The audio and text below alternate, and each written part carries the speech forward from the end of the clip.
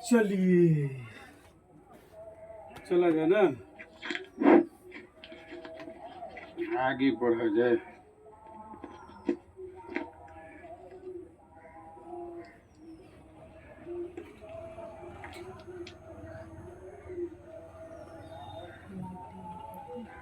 झलक दिखा रहा है।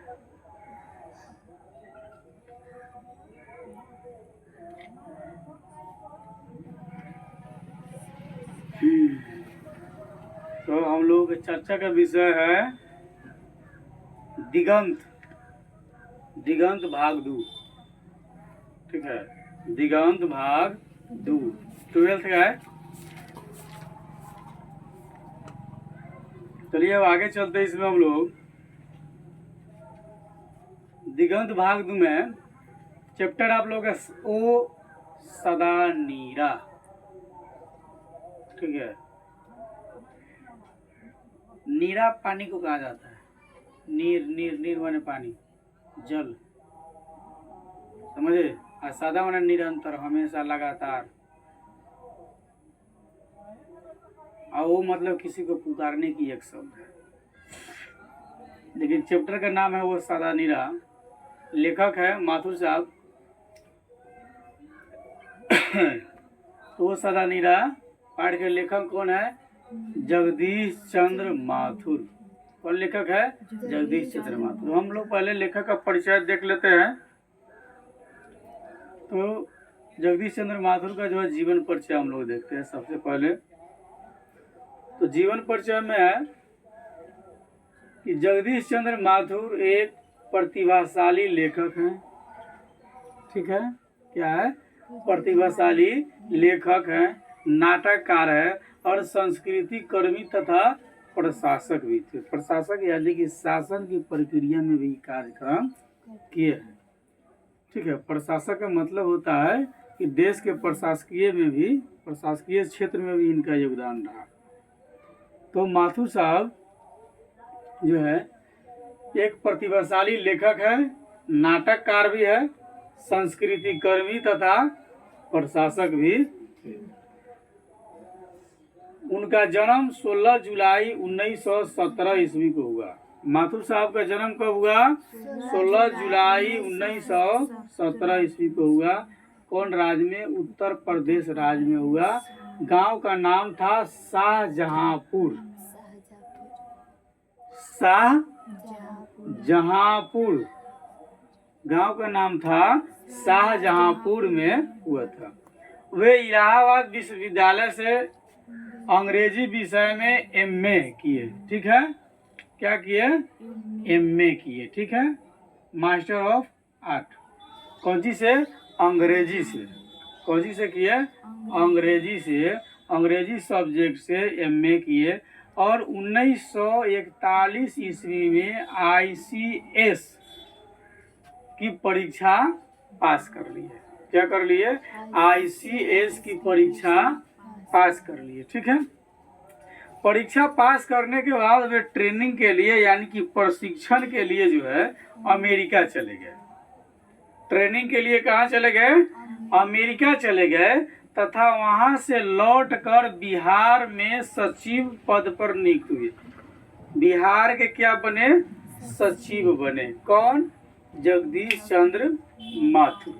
ठीक है, 1944 में उन्होंने बिहार के विख्यात सांस्कृतिक उत्सव वैशाली महोत्सव जो भी मनाया जाता है, तो 1944 में उन्होंने बिहार के विख्यात सांस्कृतिक उत्सव वैशाली महोत्सव का बीजारोपण किया यानी कि प्रारंभ किया। कौन? जगदीश चंद्र माथुर ने।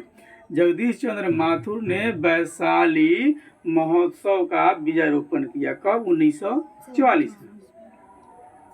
वे ऑल इंडिया रेडियो में महानिदेशक तथा सूचना और प्रसारण मंत्रालय में हिंदी सलाहकार के पद पर भी कार्य किया। कौन? माथुर साहब।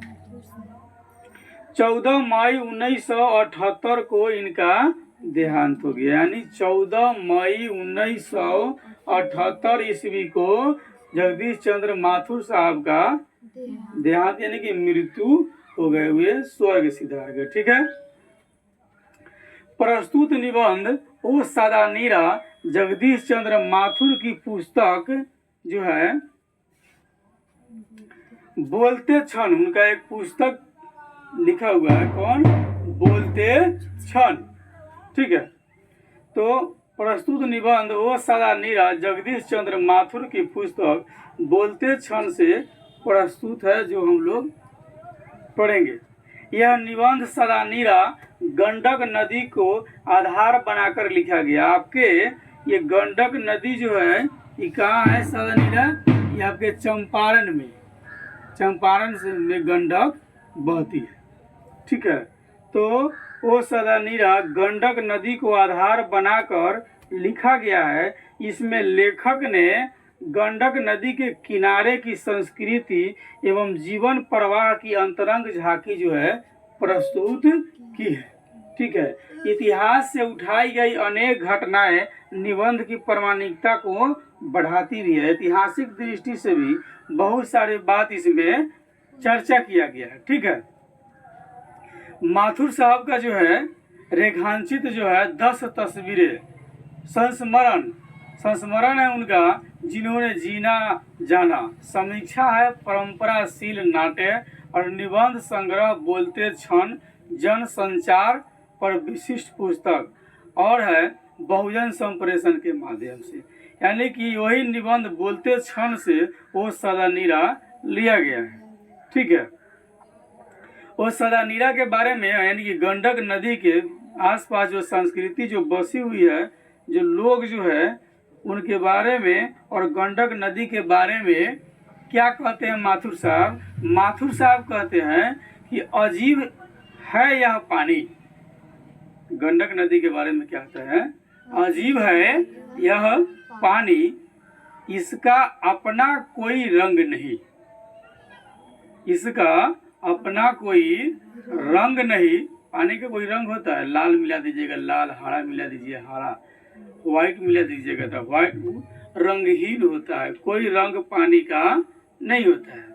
तो कहते हैं उस गंडक नदी के बारे में कि अजीब है यह पानी, इसका अपना कोई रंग नहीं, पर इंद्रधनुष के समस्त रंगों को धारण कर सकता है।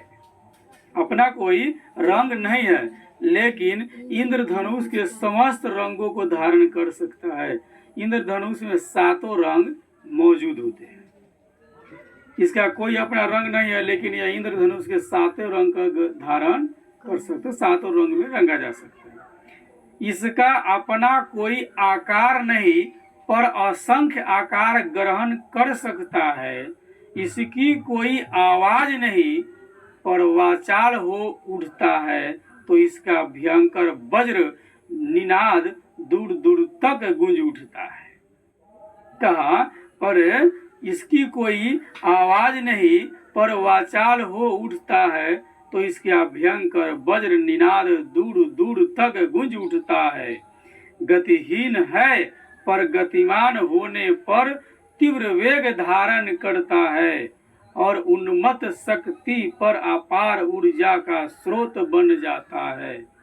उसके शांत स्वरूप को देखकर हम ध्यानावस्थित हो जाते हैं, तो उग्र रूप को देखकर भयाक्रांत जीवनदायिनी वर्षा के रूप में वरदान बनकर आता है, तो विनाशकारी बाढ़ का रूप धारण जल तांडव भी रचता है।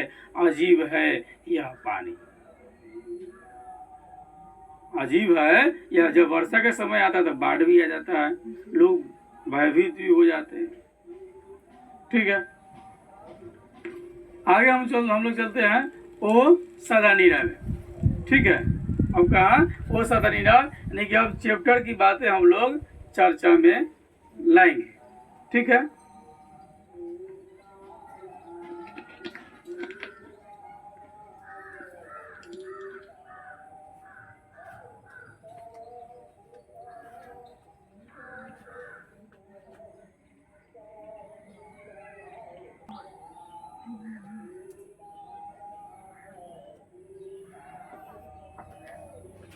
चलिए अब सदानीरा पर चर्चा करते हैं, ठीक है।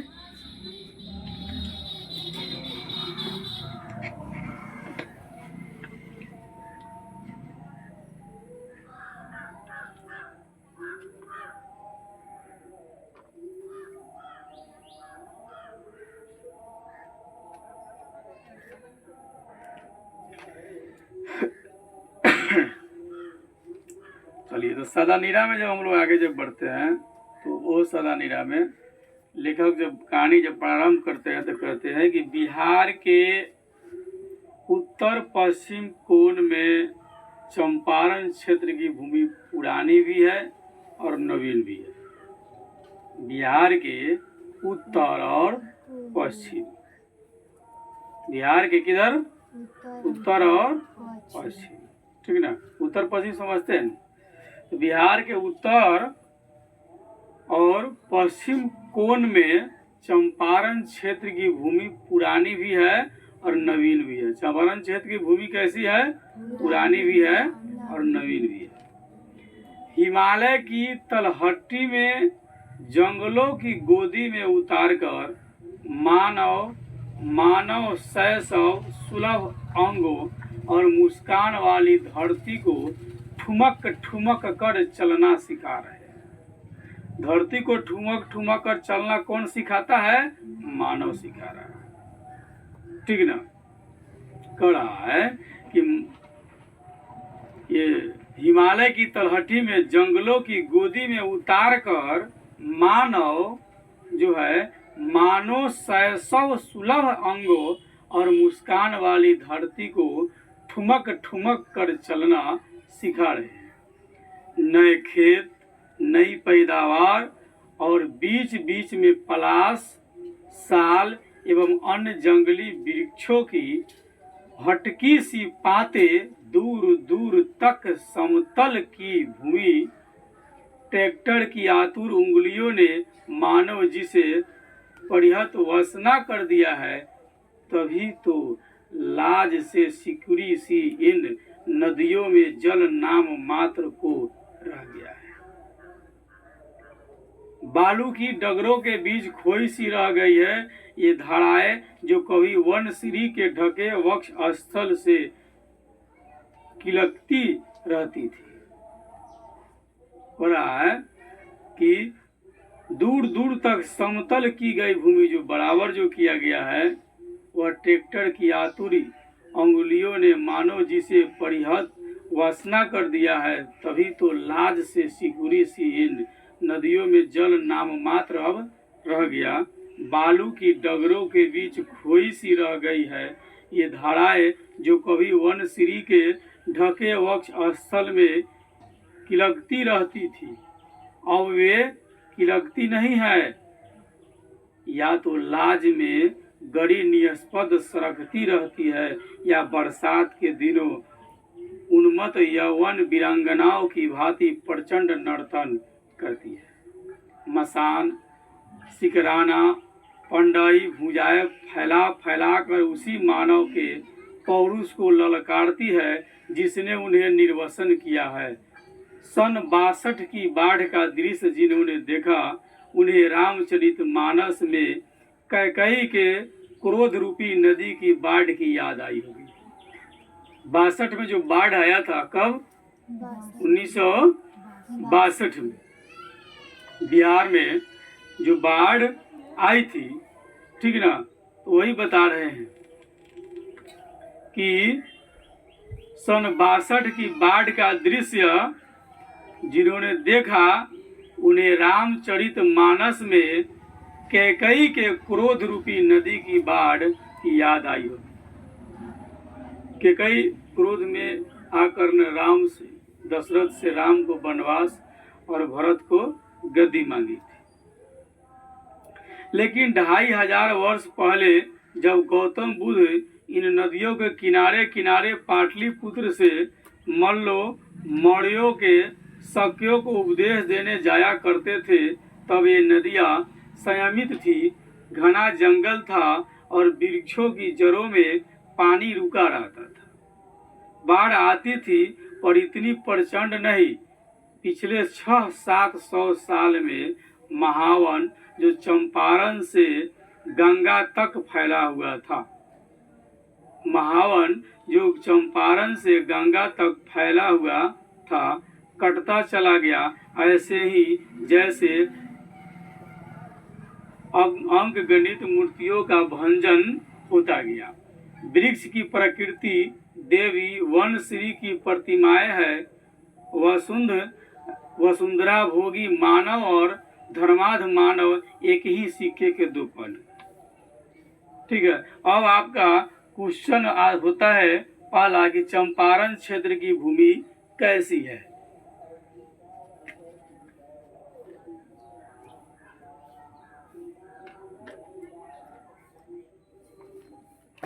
चंपारण क्षेत्र की भूमि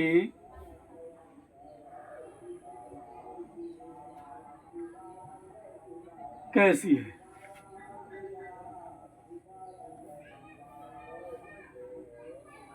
चंपारण क्षेत्र की भूमि कैसी है। आंसर है चंपारण क्षेत्र की भूमि जो है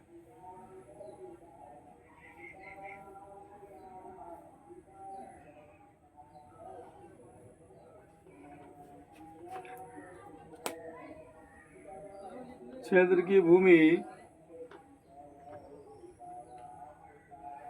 नवीन और पुरानी है।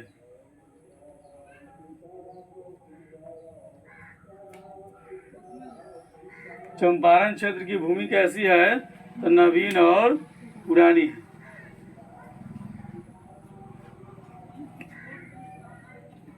अगला क्वेश्चन है, धरती को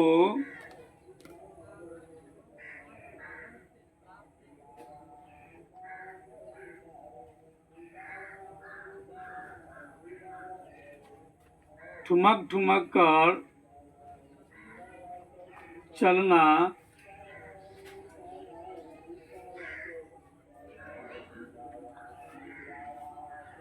कौन सिखाता है।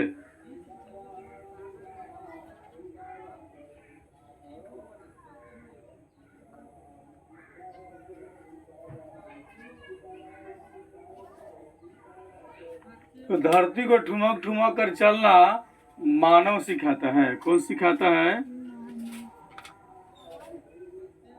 मानव ठुमक ठुमक कर चलना सिखाता है। कौन सिखाता है, मानव।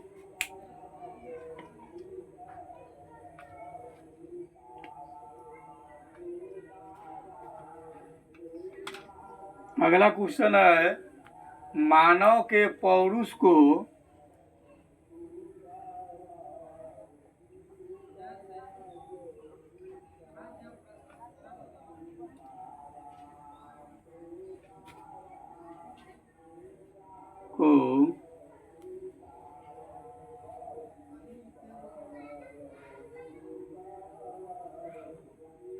कौन ललकारता है।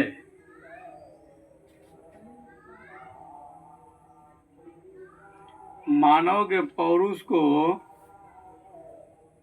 कौन ललकारता है।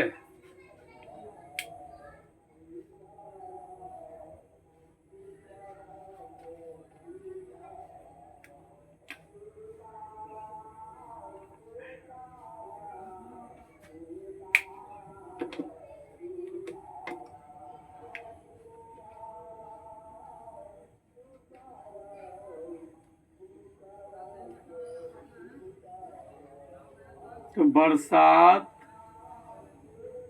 के दिन में नदी कौन ललकारता है, बरसात के दिन में नदी। जब बरसात होता है खूब पानी आ जाता है।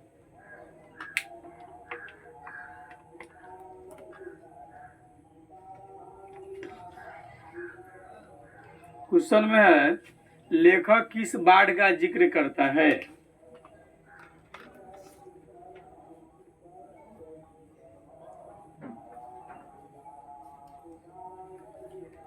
लेखक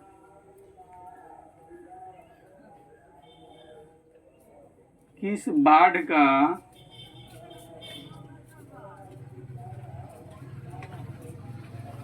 जिक्र करता है?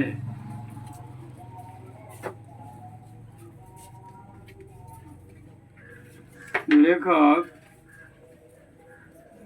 किस बाढ़ का जिक्र करता है?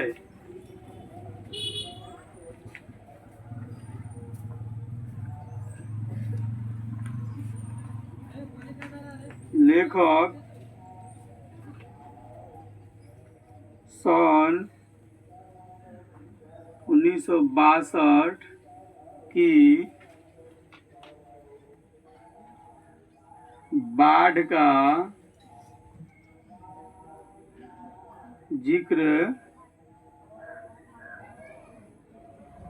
करते हैं। कब की? 1962 के बाढ़ का जिक्र करते हैं।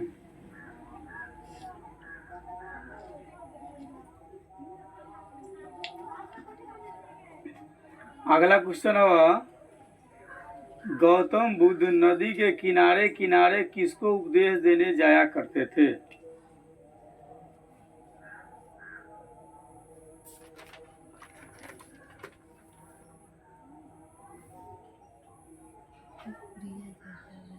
गौतम बुद्ध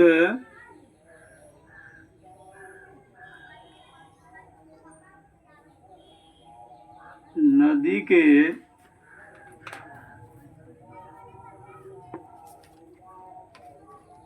किनारे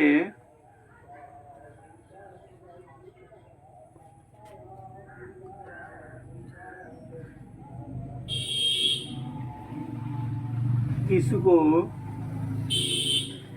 गौतम बुद्ध नदी के किनारे किनारे किसको उपदेश देने जाया करते थे?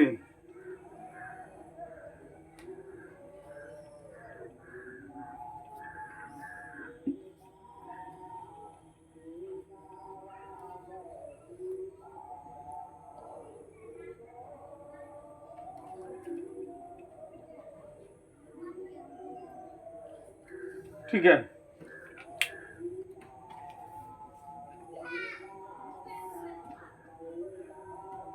तो गौतम बुद्ध जो है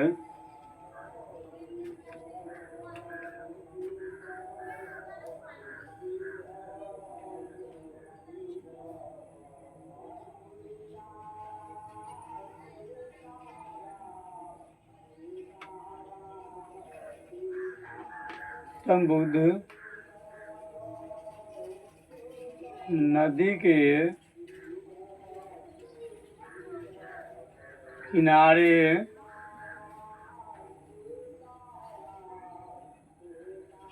किनारे मल्लो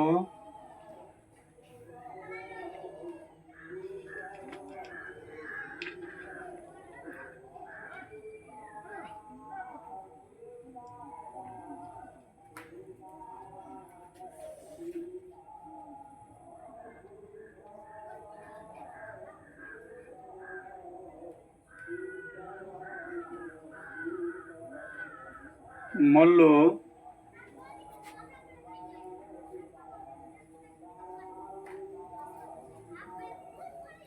मारियो और साक्यों को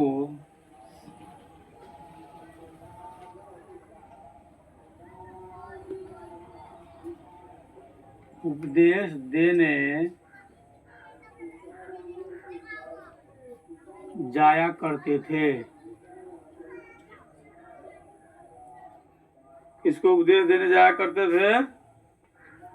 मल्लो, मोड़े और साक्यों को उपदेश देने जाया करते थे। ठीक है, अगला आप लोगों का कहानी है। हम लोग अभी तक देखे हैं कि वह सुंदरा भोगी मानव और धर्माध मानव एक ही सिक्के के दो पहलू हैं। एक कहानी सुनी, यह 12वीं सदी से लगभग 300 वर्ष तक कर्नाट वंश का राज था। चंपारण जो है 12वीं सदी से लगभग 300 वर्ष तक कर्नाट वंश का राज था। यहाँ पर किसका राज चलता था? कर्नाट वंश का। प्रथम राजा नान्यदेव चालुक्य नृपति सोमेश्वर पुत्र विक्रमादित्य के सेनापति नेपाल और मिथिला की विजय यात्रा पर आए।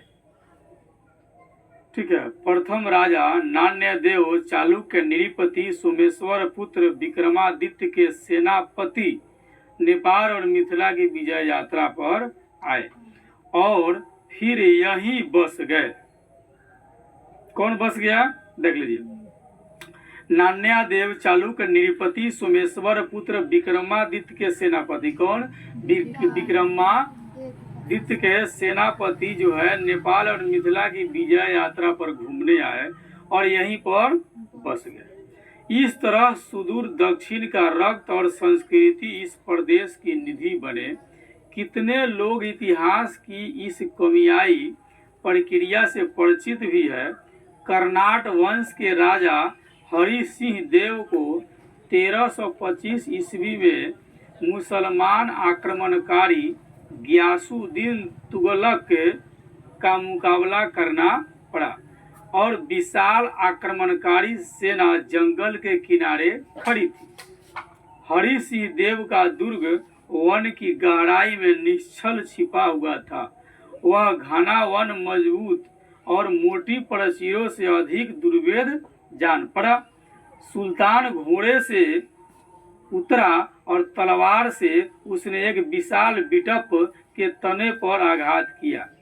उसके गिरते ही बिजली सी दौड़ गई उसके सैनिकों में और हजारों तलवारें घने वन के वृक्षों पर टूट पड़ी। देखते ही देखते जंगलों के बीच राह खुलती चली गई और हरि सिंह देव का गढ़ अपना घोंसला खो बैठा और उन्हें नेपाल भाग जाना पड़ा।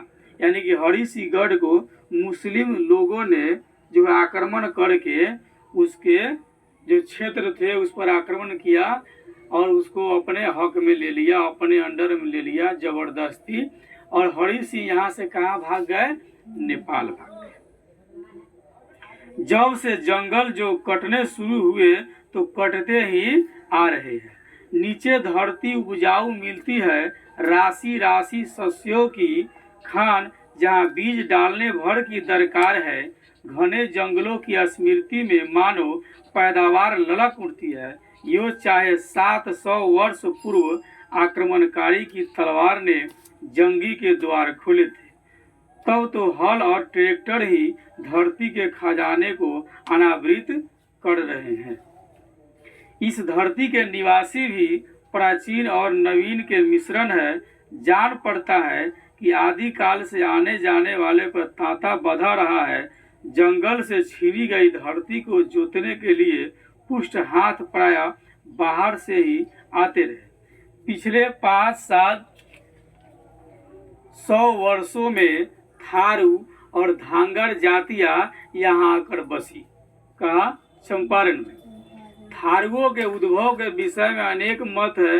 वे लोग अपने को आदिवासी नहीं मानते। थारू शब्द को थार यानी राजस्थान से मानते हैं। यानी कि कुछ लोग जो है धांगर जातियां जो है राजस्थान से आकर के यहाँ बस गए। अब पहले जो है विक्रमादित्य के कौन थे? विक्रमादित्य के सेनापति नेपाल मिथिला को घूमने आए थे तो यहीं पर बस गए। लेकिन 1325 ईस्वी में मुसलमान आक्रमणकारी गियासुद्दीन तुगलक का मुकाबला करना पड़ा। हरि सिंह और गियासुद्दीन तुगलक से लड़ाई हो गया।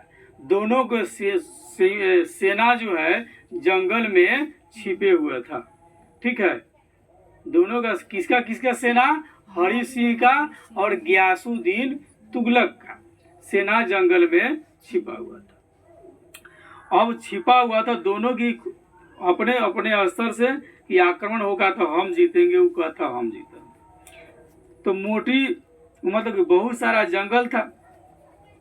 हरि सिंह देव का दुर्ग वन की गहराई में निश्चल छिपा हुआ था। चुपचाप वह घना वन मजबूत और मोटी प्राचीर से अधिक दुर्भेद जान पड़ा। सुल्तान जो था घोड़े से उतरा और तलवार से उसने एक विशाल बिटप के तने पर आघात कर दिया। कौन? गयासुद्दीन तुगलक। जब वो आघात किया तो पेड़ के गिरते ही बिजली सी दौड़ गई। क्या जितने भी सैनिक थे वो सभी ने हजारों तलवारों से घने वन के वृक्ष पर टूट पड़े और देखते देखते जंगल के बीच क्या हो गया? रास्ता बन गई। हरि सिंह देव का गढ़ अपना घोंसला खो बैठा। जो भी उसका क्षेत्र पर उस पर गयासुद्दीन तुगलक का पूरा सेना ने आक्रमण कर दिया और वहां से जो है हरि सिंह हार गया और वहां से नेपाल भाग गया। अब जो है चंपारण की भूमि पर जो है गयासुद्दीन तुगलक का शासन हो गया। किसका शासन हो गया? गयासुद्दीन तुगलक क्या है? एक मुसलमान है। यह हरि सिंह को मार पीट करके यहाँ से भगा दिया ना, तब न कहते हैं मुसलमान ईमानदार है। ठीक है, तब से जंगल जो कटना शुरू हुआ आज तक कटता ही आ रहा है। नीचे धरती उपजाऊ मिलती है, राशि राशि सस्यों की खान, जहाँ बीज डालने भर की दरकार है। घने जंगलों की स्मृति में मानो पैदावार ललक उठती है। ये चाहे 700 वर्ष पूर्व आक्रमणकारी की तलवार ने जंगी के द्वार खोले थे, तब तो हल और ट्रैक्टर ही धरती के खजाने को अनावृत कर रहे हैं। इस धरती के निवासी भी प्राचीन और नवीन के मिश्रण है। यहाँ पर कुछ हरि सिंह के वंशज थोड़े मोड़े बच गए होंगे, अब बाद बाकी कुछ नए हैं और कुछ पुराने लोग भी हैं।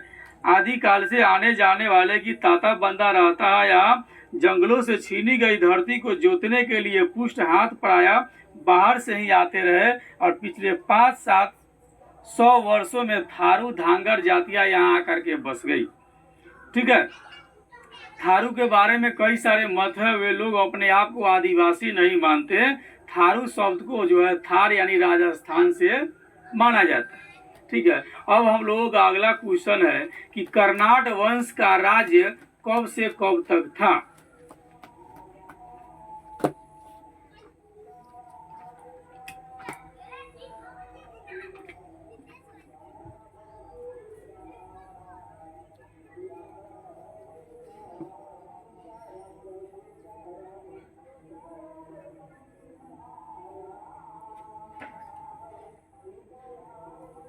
राज्य कब से कब तक था? कर्नाट वंश का राज्य कब से कब तक था? तो 12वीं सदी से लगभग 300 वर्षों तक।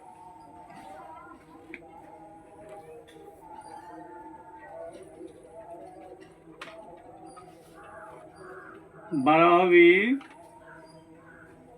सदी से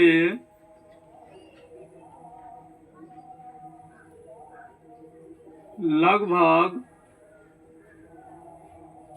300 वर्षों तक, यानी कर्नाट वंश का राज्य कब से कब तक था? तो 12वीं सदी से लगभग 300 वर्षों तक, मोटा मोटी 15वीं सदी तक मान लिया जाएगा। ठीक है, अगला जो हम लोगों का क्वेश्चन है कि बिहार प्रदेश की निधि क्या है?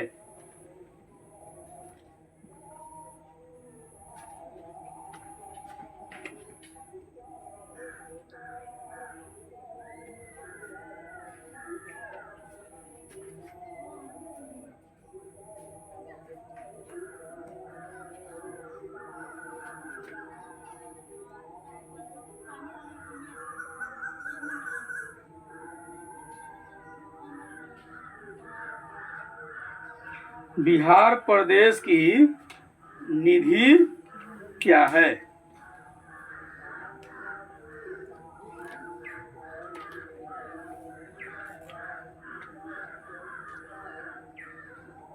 तो बिहार प्रदेश का निधि है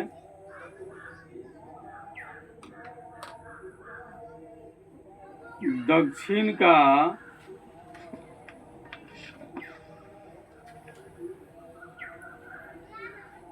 रक्त और संस्कृति। बिहार प्रदेश का निधि क्या है? दक्षिण का रक्त और संस्कृति।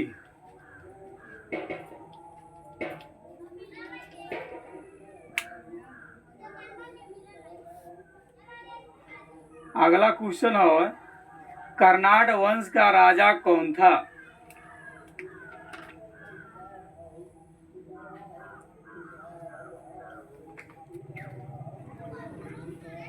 कर्नाट वंश का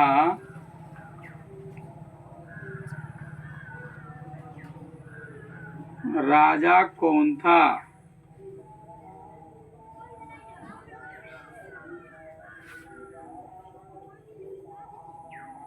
कर्नाट वंश का राजा कौन था? तो कर्नाट वंश का राजा हरि सिंह देव था।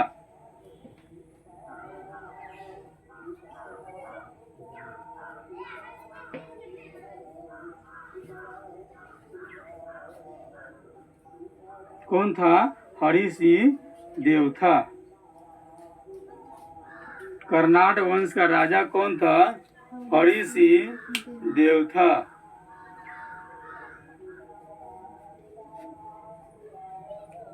अगला क्वेश्चन है, कर्नाट राज्य को किसने खोखला किया था?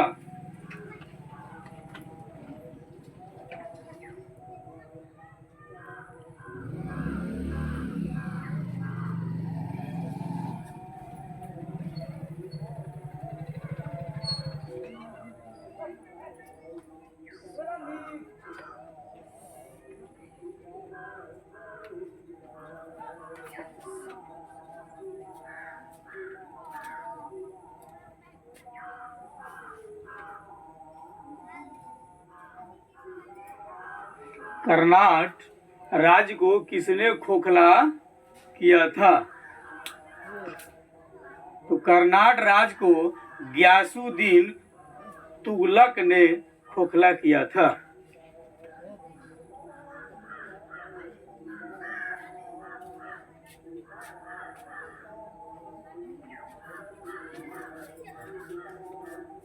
गियासुद्दीन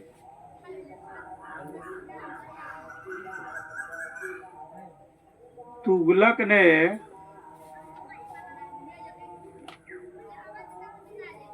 खोखला किया था। कौन किया था?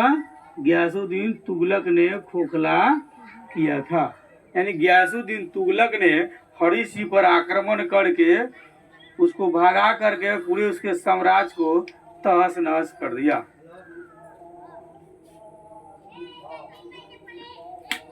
अगला क्वेश्चन है, बिहार में कौन सी जातियां आकर बस गई? तो थारू और धागर। बिहार में कौन सी जातियां आकर बस गई? तो थारू और धागर। ठीक है, इससे आगे फिर हम लोग अगले दिन चर्चा करेंगे। आज समय थोड़ा अल्प हो गया।